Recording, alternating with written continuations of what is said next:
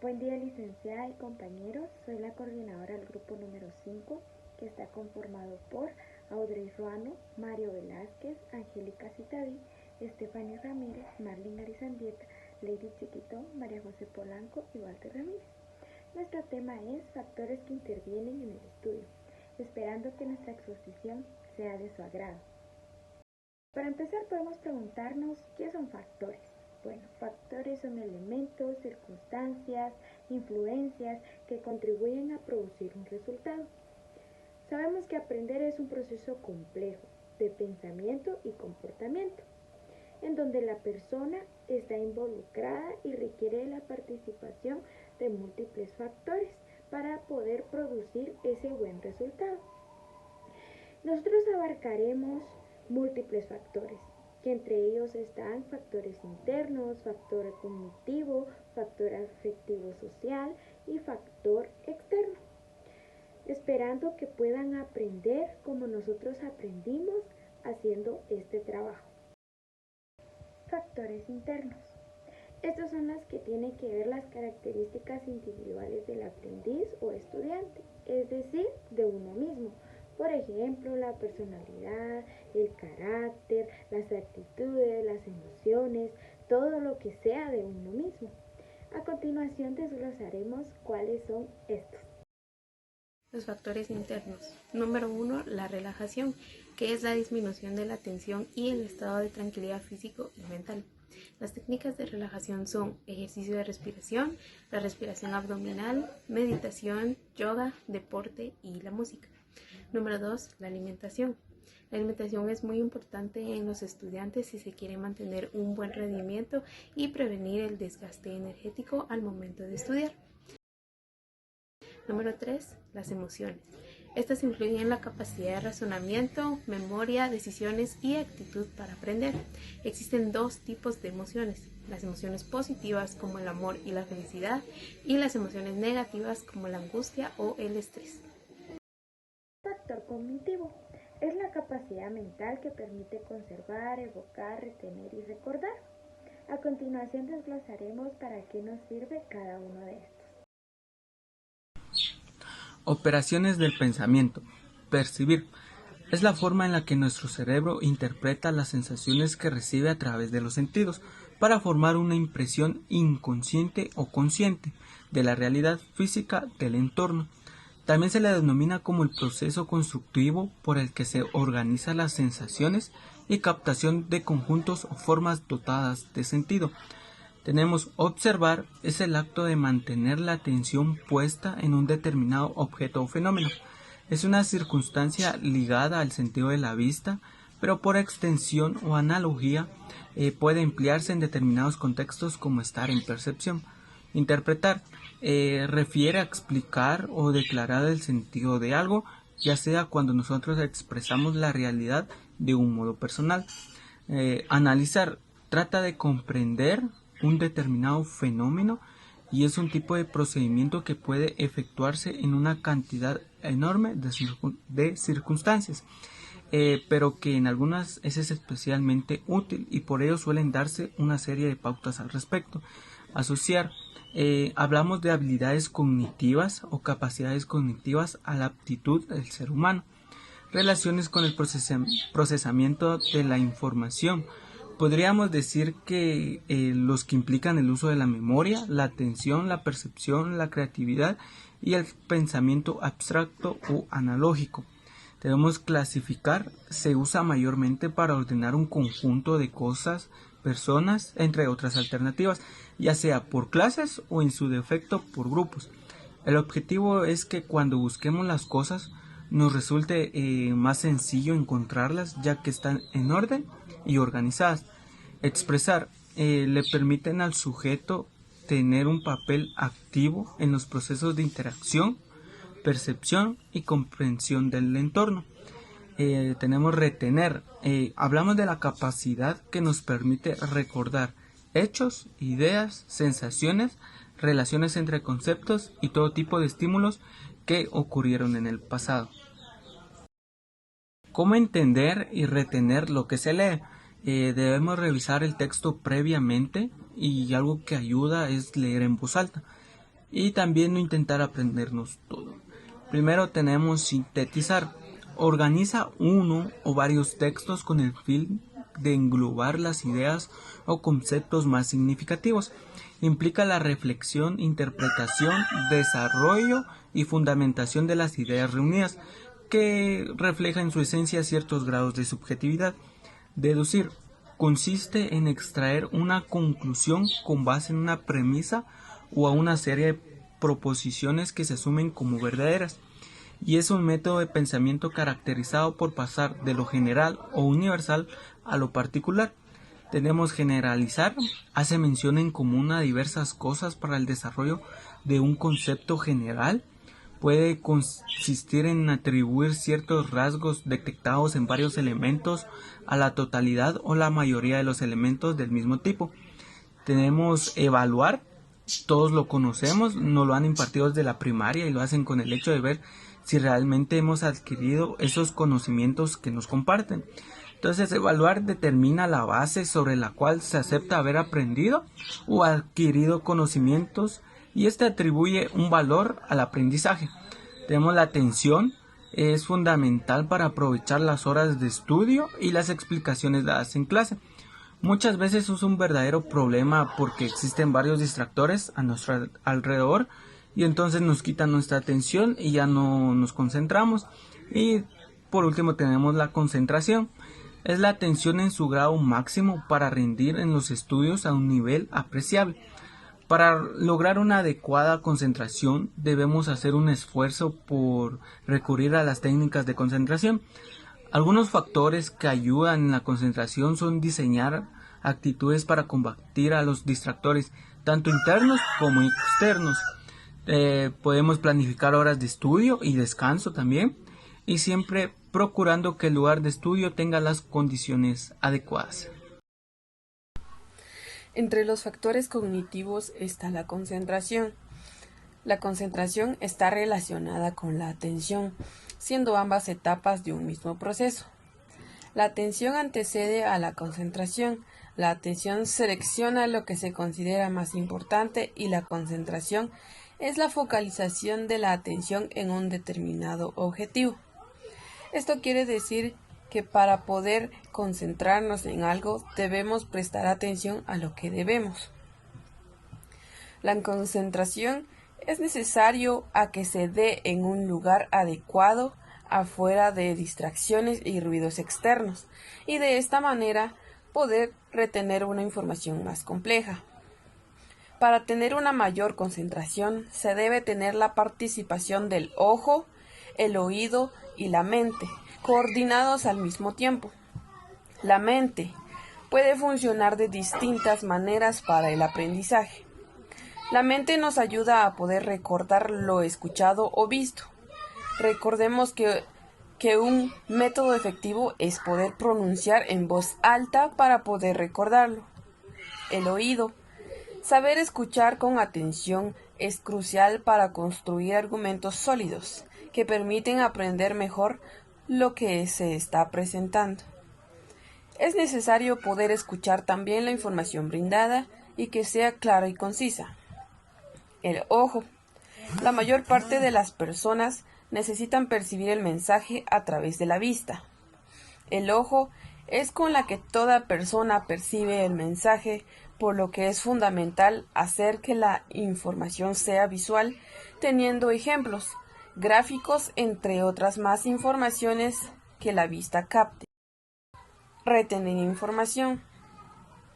Existen técnicas que ayudan a retener lo que leemos, realizar apuntes, resaltar, mirar texto. Es la capacidad de nuestro cerebro que nos permite recordar hechos, recuerdos, ideas, sensaciones o cualquier cosa que hayamos vivido o experimentado. Es la acción de poder memorizar la información que necesitamos. Relacionar. Buscar ejemplos, aplicaciones, circunstancias, experiencias de vida. Relacionar es poder asimilar ejemplos, gráficas al tema para que de esta manera sea más fácil la memorización. Comprender. Usar diferentes métodos para comprender lo que se estudia, subrayando ideas importantes. Comprender es poder encontrar las palabras claves o frases claves para poder tener cabalidad la información. Entre estos se puede subrayar ideas claves y la realización de glosarios, para que de esta manera la información llegue a nuestra memorización sin algún dato desconocido. Asociar. Desempeña un papel fundamental en el aprendizaje. En él se encuentra la estrategia de acrónimo. Acrónimo consiste en formar una palabra a partir de las primeras letras o sílabas. Es una de las técnicas más usadas para la memorización de conceptos, capitales, países, etc. Asociar es un papel fundamental en el aprendizaje, ya que en ellas se encuentran diferentes estrategias. Deducir. Extraer una conclusión de lo que se lee. Esto ayuda a que al final de todo se entienda mejor lo que se estudia.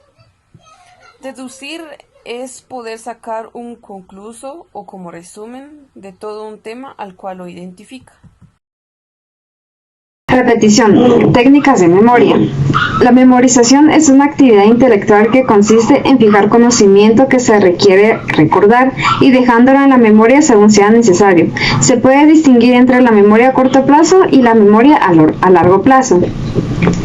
Las reglas mnemónicas son un sistema simple que se utiliza para memorizar un conjunto de fechas, nombres, números y una lista de fechas comúnmente asociadas, con palabras, fotos, etc. Con métodos facilitan recordar el contenido que se necesita. Las reglas de longitud de palabras. Se usa cuando se necesita recordar un número muy largo. Regla de fábula. Consiste en inventarse una historia que contenga la información que quieres memorizar. La fragmentación es una técnica de almacenamiento que agrupa los elementos para que sean más fáciles de recordar. Cántalo. Subes el volumen y te pones a cantar. Recuerdas cada palabra exactamente. Si de vez en cuando te sucede esto, es porque tu memoria almacena la música muy bien. Rima. Puede ser una de las técnicas de memorización más sencillas. Técnica de edificación. Es una técnica que se puede edificar en una función de los hechos que ya se conoce. Repetición. Repetir algo una y otra vez, también llamado aprender de memoria, no solo es tedioso, sino que además no es efectivo. Se tiene que codificar y almacenar toda la información en la mente, algo que demanda mucho tiempo. Tarjetas de memoria. Escribir puede ser muy útil para visualizar mejor la información. Mapas mentales. Herramientas excepcionales. No solo son excelentes para las lluvias de ideas en equipo, sino también pueden ser muy útiles para ver información y recordar más adelante. Curva de olvido. Esta gráfica puede modificar ventajosamente repasando la información justo en el momento en que la memoria empieza a decaer. Factores afectivos sociales. Estos factores son los que tienen relación con nuestros sentimientos, con nuestras relaciones interpersonales y con la comunicación hacia los demás. Estos factores pueden intervenir directamente e indirectamente según lo permitamos. A continuación, detallaremos cada uno de estos. Los factores afectivos sociales que influyen en el aprendizaje son 3: amistad, pareja y padres. La amistad se divide en aspectos positivos y negativos. Entre los positivos, cuando en una clase hay estudiantes con muchas habilidades, los estudiantes se benefician entre sí.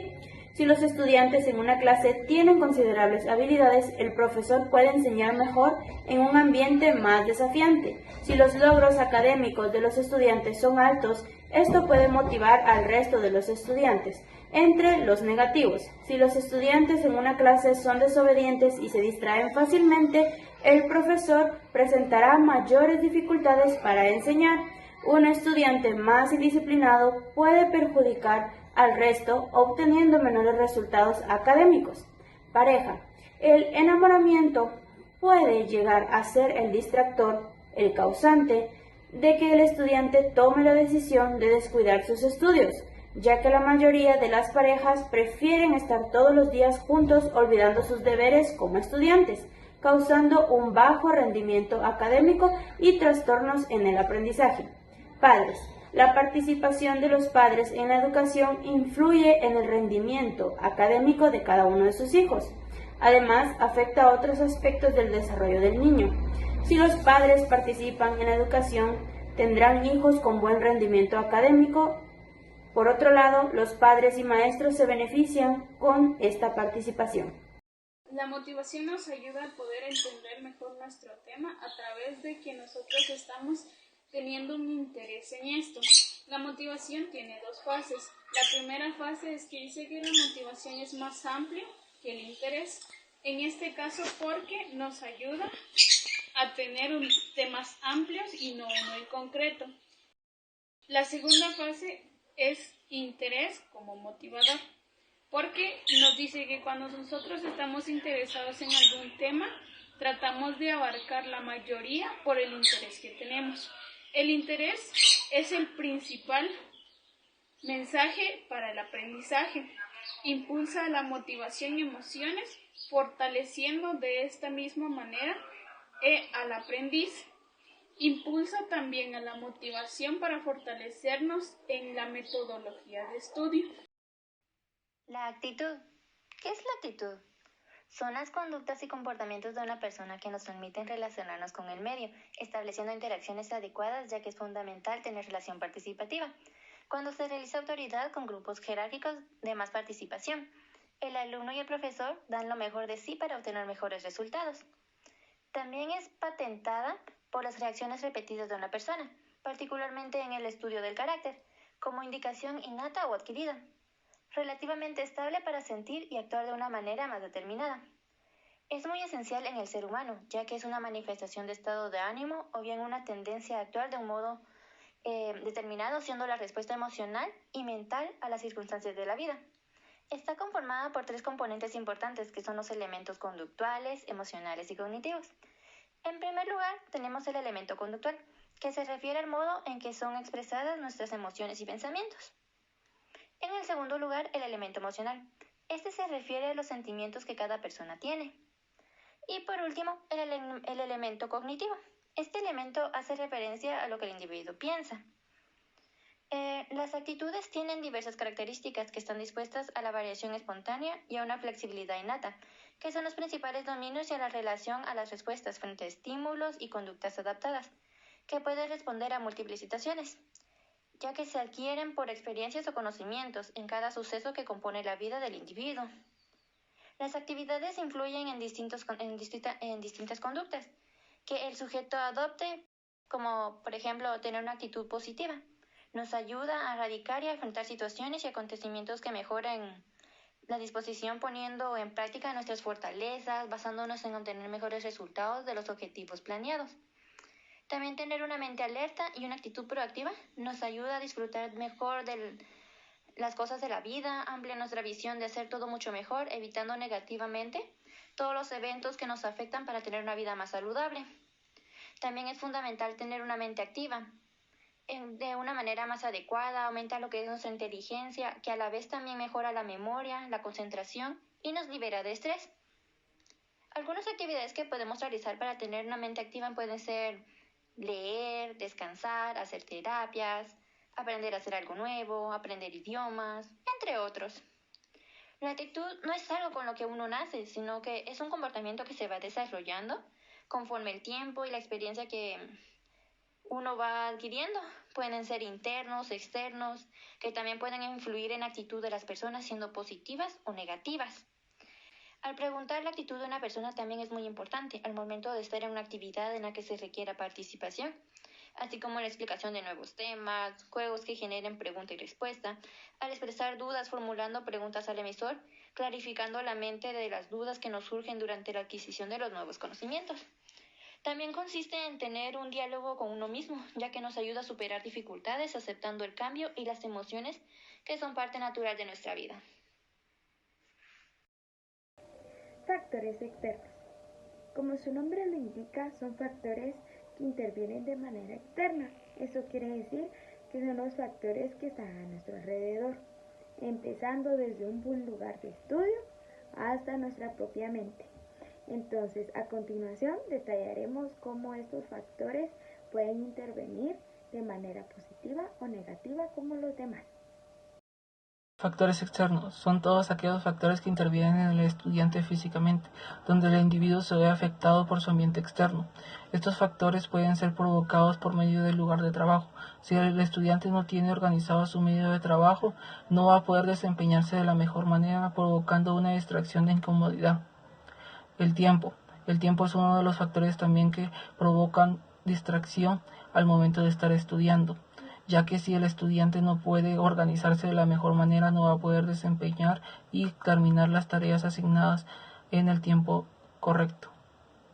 El estrés. El estrés es uno de los factores que trabaja mucho en los estudiantes, ya que por todas las tareas y exámenes que tienen que realizar, los estudiantes se llevan a un nivel bastante elevado de estrés, y esto provoca la distracción al momento de estudiar.